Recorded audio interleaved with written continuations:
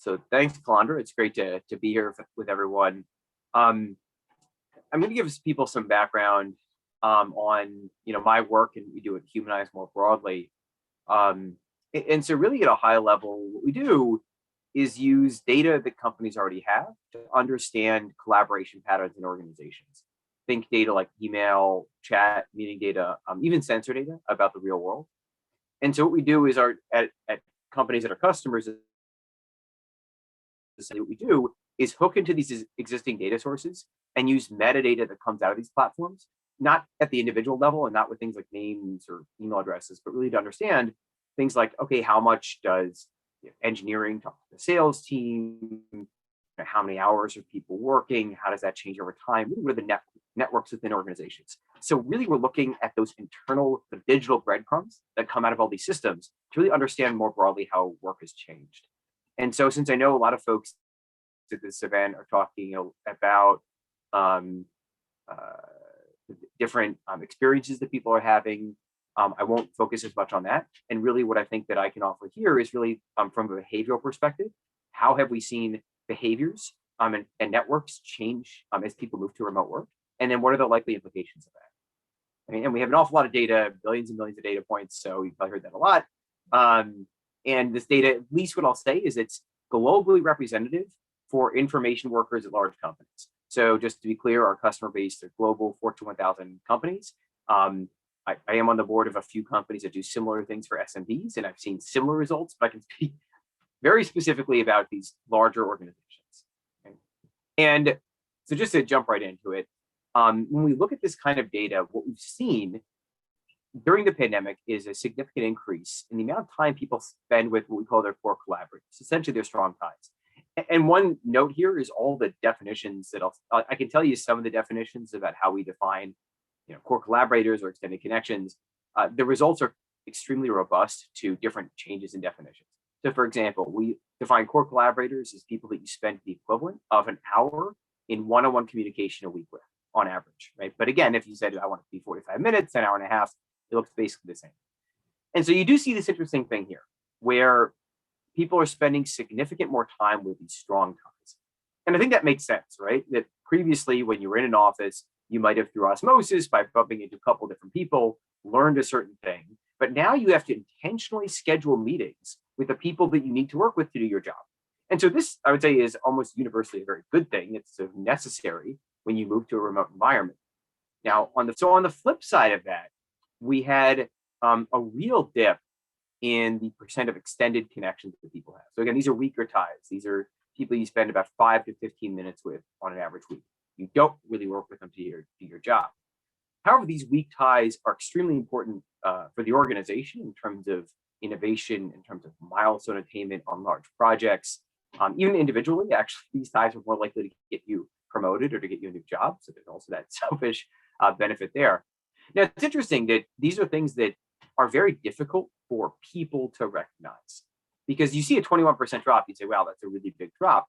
The thing is that because you spend so little time with these people, over the course of, say, a 40-hour work week, you're only talking about changing how you spend, roughly 30 minutes a week of your time, which means instead of bumping into that one person, 5 minutes by the coffee machine once a week, now maybe it's once a month, in a 30-minute 5-person Zoom meeting.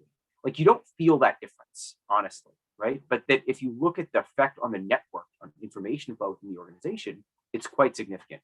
And I actually got a piece with Zenali Muniqua out of MIT coming out in HBR quite soon, in early July, that actually goes into how this does relate. We can actually already show that this relates to economic outcomes in the video game industry. So there's, again, we don't just have to rely on pre-pandemic findings that this is important. This is really important even now.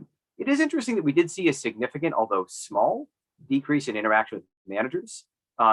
People might feel like they need less supervision from the managers. Unclear exactly what this means. Thought it's interesting. Thought I would share it.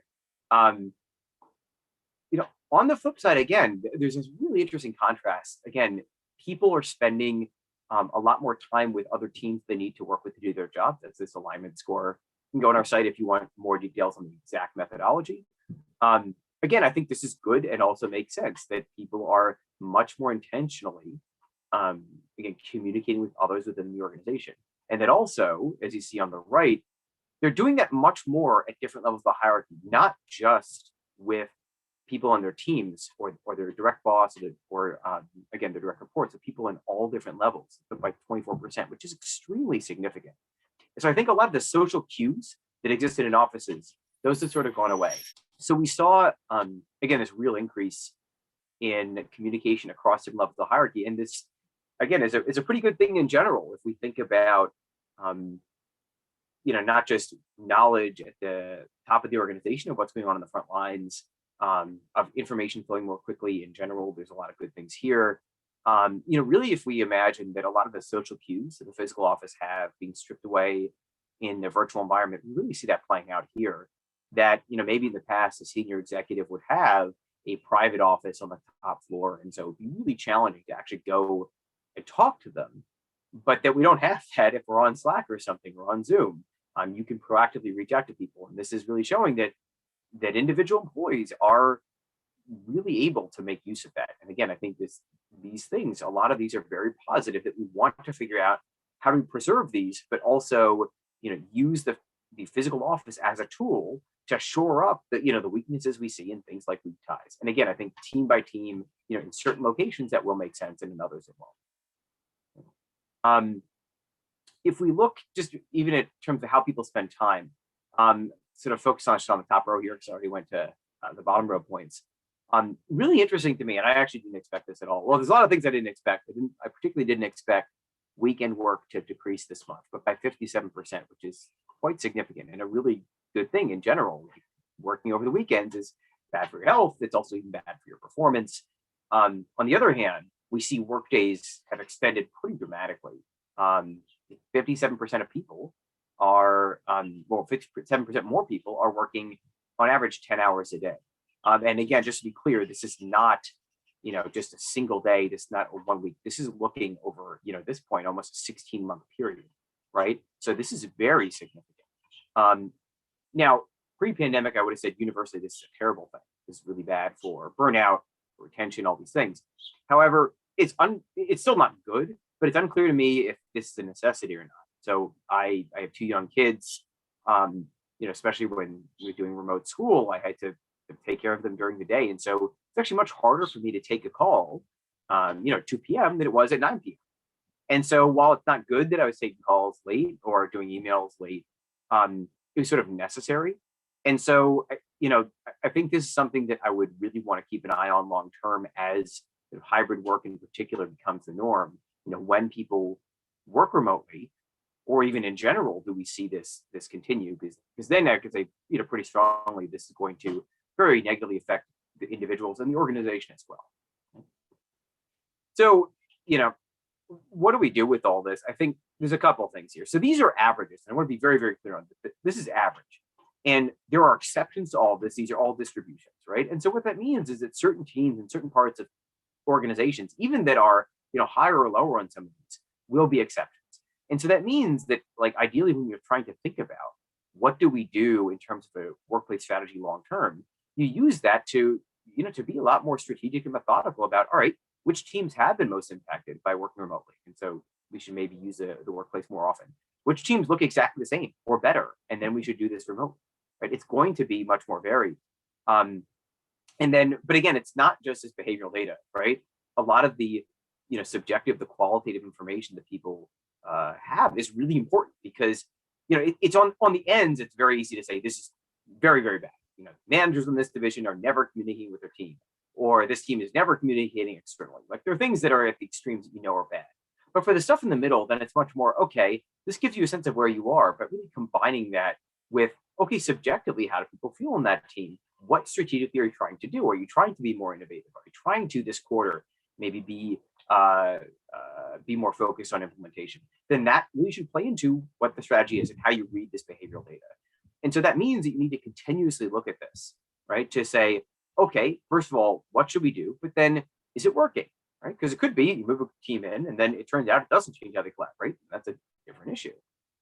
This also, of course, then helps, we've seen that an awful lot of employees don't trust their organizations when it comes to this decision.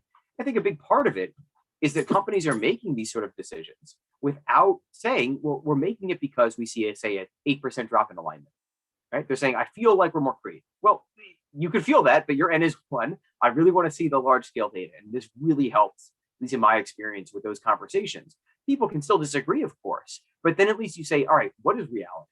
What is actually going on and what are we trying to shoot for? And this is very helpful for that. And again, I think we are certainly concerned.